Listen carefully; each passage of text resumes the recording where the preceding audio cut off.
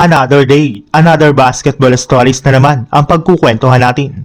At ngayon nga ay pag-uusapan natin ang balitang plano ng adapo ni Jamal Murray na bumalik laban sa Los Angeles Lakers at ang balitang nakagawa ng adapo ng history si Luke Kennard sa Lakers laban sa New York Knicks.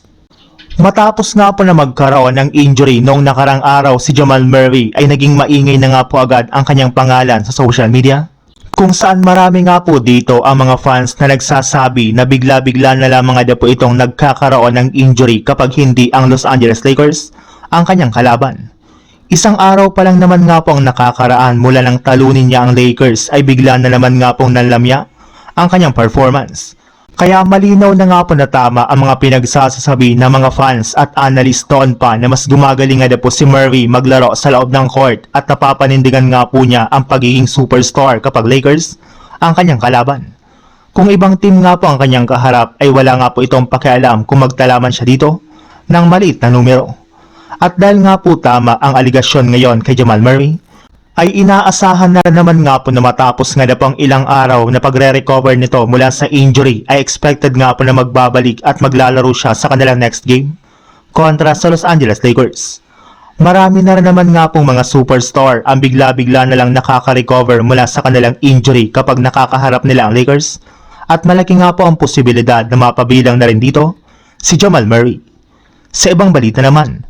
matapos nga po ang pagkatalo ng Lakers sa kanilang unang paghaharap ngayong regular season laban sa New York Knicks,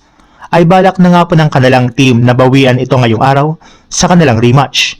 At mukhang hindi rin naman nga po binigo ng Lakers ang kanilang mga fans matapos nga po nalang maipanalo ang kanilang game kanina sa score na 110-97 sa pangunguna nga po ni Luka Doncic na nagtala dito ng 35 points, Austin Reeves na kumuha ng 25 points at si Rui Hachimura na kumuha rin naman ng 13 points dito. Sila nga po ang nanguna para sa Lakers pagdating sa opensa kasunod ng hindi dito paglalaro ni Lebron dahil sa kanyang natamong injury. Bukod rin nga po sa tatlong ito ay consistent rin naman nga po sa kanilang game ang kanilang sharpshooter na si Luke Kennard na kumuha ng 12 points sa kanyang 4 out of 8 shooting sa field goal at 3 out of 7 shooting naman sa 3-point line.